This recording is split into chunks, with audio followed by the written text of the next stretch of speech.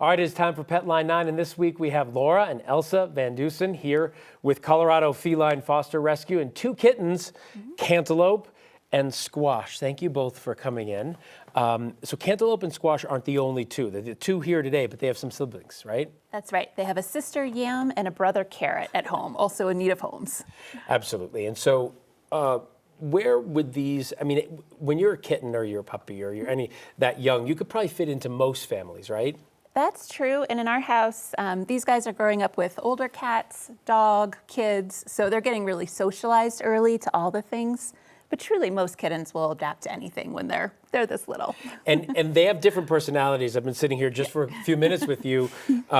Squash is a little bit, maybe it's time of day or whatever, maybe Squash is hungry, but Cantaloupe is just kind of sitting here and Squash is a little bit more rambunctious. That is true.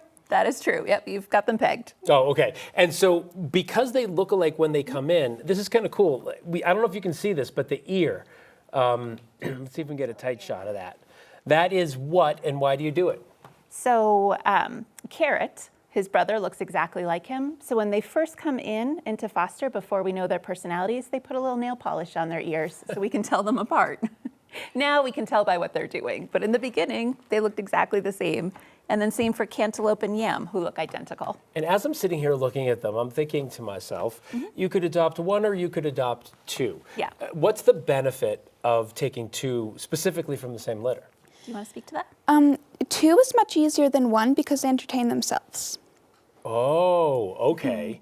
I like that. I hadn't thought about that. I would think two is more work, but that makes sense. Yeah. They entertain themselves, so you don't have to play as much. Yep. Okay. And how, if someone wants to adopt either one of these or both of them together, or maybe even a couple of their siblings, how would they do that? They would go to ColoradoFelineFosterRescue.org and would send in an application for them. Laura, Elsa, thank you very much. Cantaloupe, Squash, nice to meet you all, and thanks for coming in.